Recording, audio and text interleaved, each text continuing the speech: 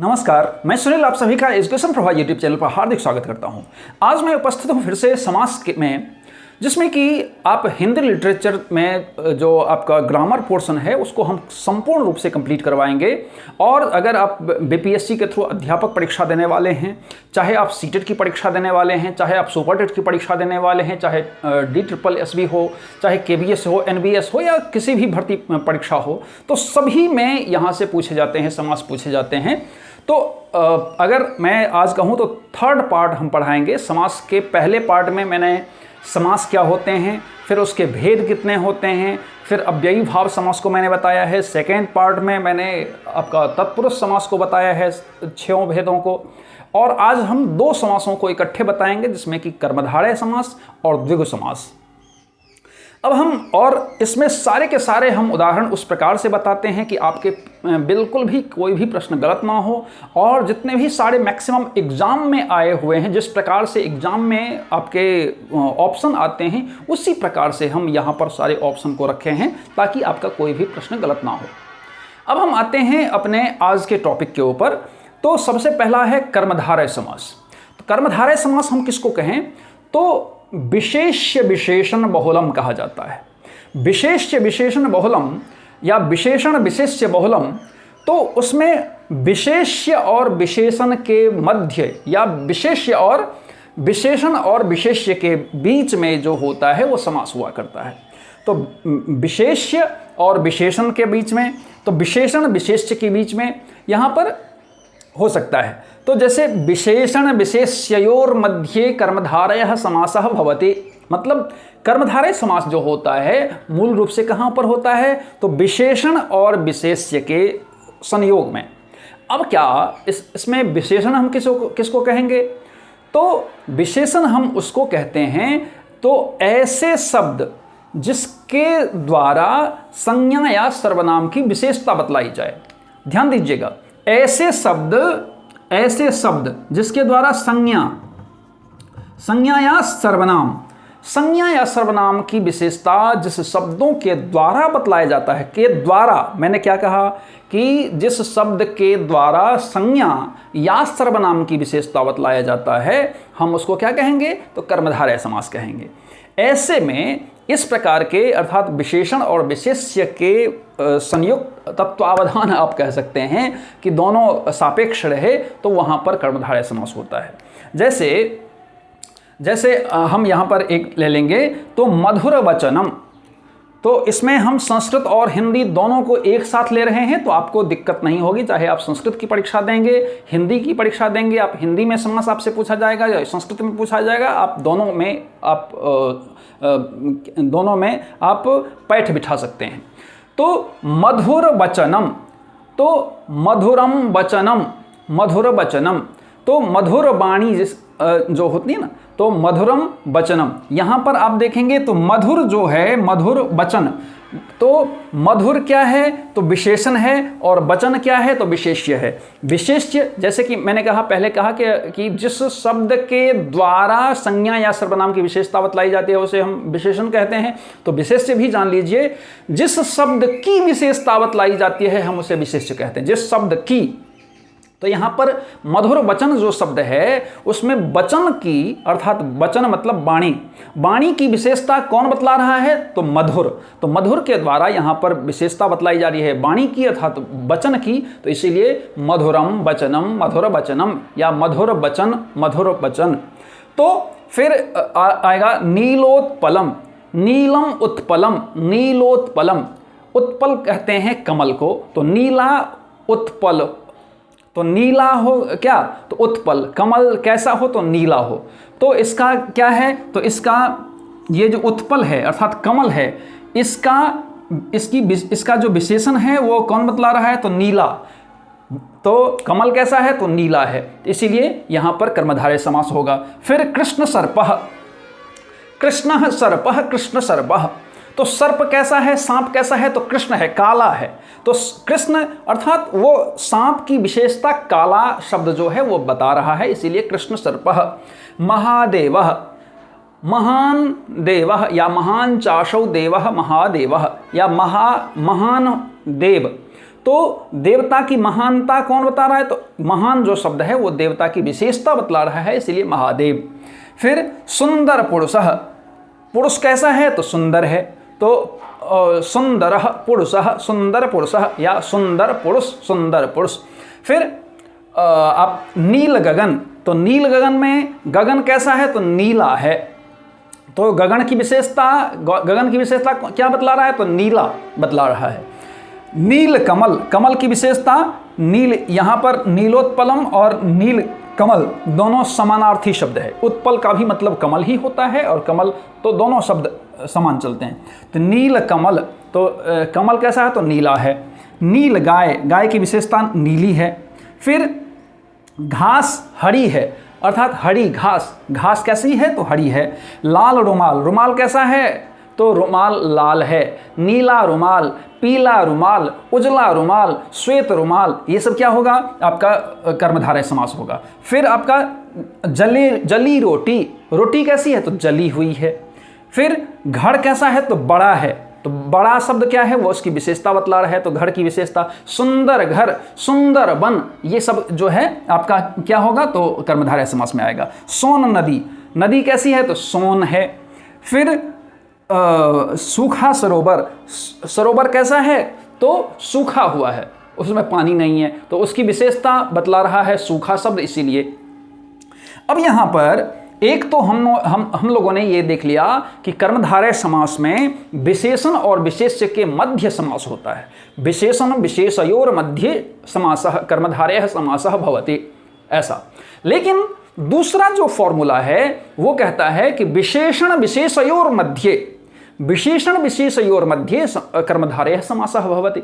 तो एक तरफ आपका उपमान और उपमेय के बीच में, विशेषण और विशेष्य के बीच में, और दूसरी तरफ कौन सा? तो उपमान और उपमेयोर मध्य। तो उपमान उपमेयोर मध्य कर्मधारयः समासः भवति। उपमान और उपमेय के बीच में क्या होता है? तो कर्मधारय समास होता है। और भैया अब ये उपमान और उपमेय क्या होता है?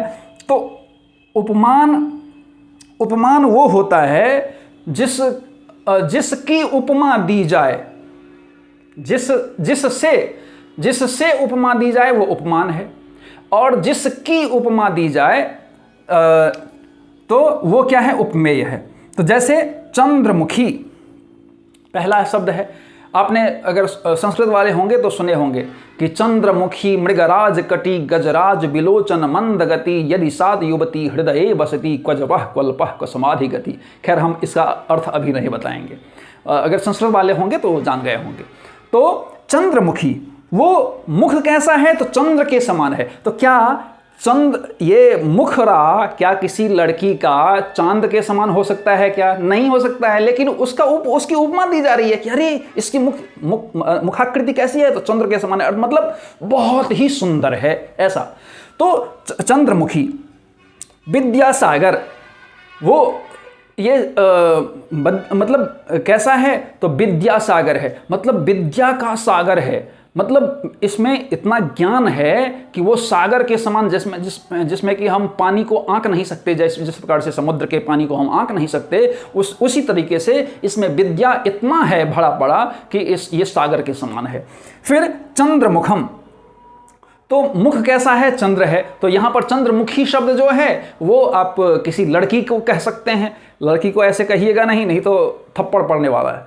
और चंद्रमुखम, चंद्रमुखम जो शब्द है वो किसका होगा? तो चंद्रमुखम शब्द किसी लोगों के लिए हो सकता है उपयुक्त। घनश्याम, तो घनश्याम, घन श्याम कैसा है? तो घन के अर्थात घन मतलब बादल के समान है। तो श्याम कैसा है? तो श्याम जैसा बादल काला होता है उसी प्रकार से श्याम भी कैसा है? तो काला है। फिर लौह पुरुषः, अब यहाँ पर यह बताइए कि किसी को अगर लौह पुरुष कहा गया है तो क्या वो पुरुष जो है वो लोहा से बना हुआ है? नहीं, अर्थात उसमें स्ट्रेंथ इतना है, उसकी ताकत इतनी है, उसमें मतलब कार्य क्षमता इस प्रकार की है कि उसको लौह पुरुष के नाम से जाना जाता है, मतलब लोहा के समान एकदम स्ट्रेंथ वाला। तो लौह पुरुषः। कन्याधन, अब कन्या जिसकी धन हो तो फिर कन्याधन। पुत्री रत्न, तो रत्न रत्न कैसी है? तो पुत्री ही जिसकी रत्न है। तो ये फिर देशांतर, ये सब आया हुआ है, आप ध्यान दीजिएगा, ये सब आया हुआ है। देशांतर, तो देशम अंतरम देशांतरम या देशांतर। मृगनयनी, अब कहा जाता है कि मृगनयनी, तो नयन किस प्रकार की है? तो मृग के समान है। तो क्या नयन अर्थात आंखें क्या किसी लड़की का मृग के समान, हिरण के समान हो सकता है क्या? नहीं, लेकिन उसकी उपमा दी जा रही है। फिर वीर स्त्री, स्त्री कैसी है? तो वीरांगना है, वीर है। कायर पुरुष, पुरुष कैसा है? तो कायर है। फिर लोलुप आदमी, आदमी कैसा है? तो लोलुप अर्थात लोभी है। फिर वीरांगना, मतलब वो लड़की या महिला कैसी है? तो वीर है। तो इस प्रकार से ये जो समास होते हैं मुख्य तौर पर दो प्रकार से होते हैं। एक तो विशेषण और विशेष्य के मध्य में होता है, जो कि सामान्य तौर पर आप इसको पकड़ सकते हैं, जैसे कि मैंने यहाँ पर बताया। और दूसरा जो होता है वो आपका उपमान और उपमेय के बीच में होता है, उपमान या रूपक के बीच में होता है। तो इसमें आप तालमेल बिठा सकते हैं, और जहां भी आपको दो शब्द दिखे कि चाहे उपमा और उपमेय के बीच में हो रहा हो, चाहे वो विशेषण और विशेष्य के मध्य हो रहा हो, तो आप एकदम आंख बंद करके किसमें लगा देंगे? कर्मधारय में लगा देंगे। अब हम आते हैं द्विगु समास पर। द्विगु समास मुझे लगता है कि सबसे ईजीएस्ट समास में से एक आता है। तो कहते हैं इसका जो आपका सूत्र है वो कहता है कि संख्या पूर्वो द्विगुः या संख्या पूर्वी द्विगुः, अर्थात जो संख्या पूर्व में हो, अर्थात पूर्व पद जो संख्यावाची हो, जिसका ऐसा समास जिसका कि पूर्व पद संख्यावाची हो, वो समास द्विगु कहलाता है। तो द्विगु कहलाता है। तो आप अगर देखेंगे कि पहला पद जो है वो संख्यावाची है तो द्विगु हो गया। ये बहुत आसान है, फिर हम बाद में बताएंगे भी कि इसमें भी थोड़ा सा लोचा है, वो कैसे हम जानें। तो जिसका यहां पर लिख भी दिए हैं कि जिस समास का पूर्व पद संख्यावाची हो। यहां पर देखिए कि नवग्रह, तो नवानाम ग्रहाणाम समाहारः नवग्रह, अर्थात 9 ग्रहों का समूह नवग्रह हो गया। फिर सप्तसती, सप्तानाम शतानाम समाहारः सप्तसती, अर्थात 700 की संख्या वाला। फिर त्रिफला, तो ये 3 फलों वाला। फिर त्रिभुवन, त्रयाणाम भुवनानाम समाहारः, तो त्रिभुवनम, तो इसको क्या कहेंगे? तो मतलब 3 भुवन वाला। फिर पंचपात्रम, तो पंचपात्रम में क्या है? तो पंचानाम पात्राणाम समाहारः, 5 पात्रों का समूह। फिर तिराहा, ये हिंदी में आ जाएगा कि ऐसी रास्ता जिसके कि 3 राह हो, 3 मार्ग निकलता हो, तिराहा कहलाता है, आप सभी लोग सुने होंगे। फिर त्रिकोण, त्रिभुज सेम है, मतलब 3 कोण वाला, 3 भुजाओं वाला। फिर चवन्नी, अठन्नी, ये सब आप पहले सुने होंगे, आज के समय में तो वो सब बंद हो चुका है। चवन्नी, अठन्नी, ये सब क्या है? तो आपका द्विगु समास में है। फिर सतसई, ये भी यहाँ पर सत जो है वो संख्यावाची है इसीलिए। फिर अष्टाध्यायी, अष्टानाम अध्यायानाम समाहारः अष्टाध्यायी, 8 अध्यायों का समूह अष्टाध्यायी। इकतारा, एक ही तारा है। फिर इकलौता, एक ही है तो इकलौता हम कहते हैं, जिसका एक बच्चा रहता है इकलौता कहते हैं। फिर त्रिरत्न, तो त्रयाणाम रत्नानाम समाहारः त्रिरत्नः, या 3 रत्नों का समूह। अष्टभुज, अष्टानाम भुजानाम समाहारः, या 8 भुजाओं का समूह। ये सब आप देखते ही क्या करेंगे, और ये सब मैं आपको बताऊं कि ये सब सारे के सारे प्रश्न में आए हुए हैं, अलग अलग परीक्षाओं में आ चुके हैं, तो इसको आप बिल्कुल लाइटली नहीं लीजिएगा। फिर इसमें जो आप केवल संख्या को देखते ही आप केवल द्विगु समास नहीं लगाइएगा। क्यों? क्योंकि इससे पहले भी अव्ययी भाव समास में अगर हमने पढ़ाया है, अगर आपने नहीं देखा है तो हमारे प्लेलिस्ट को सर्च करेंगे, आपको उसमें मिल जाएगा। तो इसके पहले आप देखेंगे तो सॉरी, तो अव्ययी भाव समास में मैंने बताया है कि उसमें क्या होता है कि अगर नदीवाची शब्द हो, संख्यावाची संख्या ऐसे संख्यावाची शब्द जो नदीवाचक हो। तो नदीवाचक हो तो वैसे जैसे सप्तसैंधव, पंचगंगा, तो वो गंगा क्या है, नदीवाचक है, और 5 ये संख्यावाचक है, वहां पर अव्ययी भाव समास होगा। सप्तसैंधव अर्थात 7 समुद्रों वाला, तो 7 समुद्र, तो यहां पर नदीवाचक समुद्र भी तो वही नदी से संबंधित है, तो इसलिए वो जो शब्द होगा वो क्या होगा, अव्ययी भाव समास होगा। और अपवाद में आप ये भी देख लीजिए कि यहां पर एक दंत, तो एक दंत, यहां पर एक दंत क्या है, तो एक दंत एकह एव दंतः यस्य असौ एक दंतः, मतलब एक दांत हो जिसका, ऐसे कौन है, तो हम कहते हैं गणेश जी को एक दंत कहते हैं ना, एक दंताय विद्महे। तो एक दंत वाला ये क्या आ जाएगा, तो बहुब्रीहि समास हो जाएगा, ये द्विगु समास नहीं होगा, तो इस पर ध्यान रखना है। तो एक दंत यहाँ पर भी संख्यावाची शब्द है, लेकिन इसमें हमें ये देखना है कि एक दंत एकह एव दंतः यस्य, एक दांत वाला हो हैं जो, अर्थात कौन है, गणेश जी हैं।